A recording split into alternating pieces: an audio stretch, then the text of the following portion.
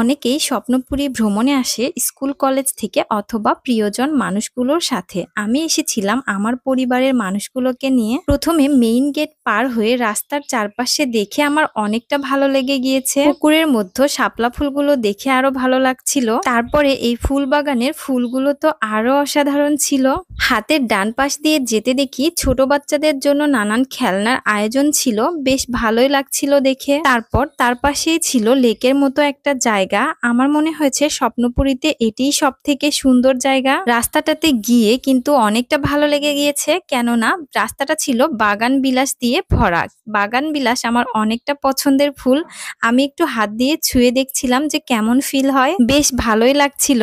তারপর এর মধ্যে একটা মিনি চিড়িয়াখানাও ছিল, তার মধ্যে ছিল নানা প্রজাতির পশু পাখি। এর মধ্যে সবচেয়ে বেশি পাখনা মেলা ময়ূরটাকে দেখে আমার ভালো লেগেছিল। চিড়িয়াখানার পাশে বেশ কয়েকটা দোকান ছিল কেনাকাটার জন্য, এখানে নানা রকমের জিনিস পাওয়া যায়। আমি এখান থেকে কিছু কেনাকাটা করে চলে আসলাম বাড়ির উদ্দেশ্যে।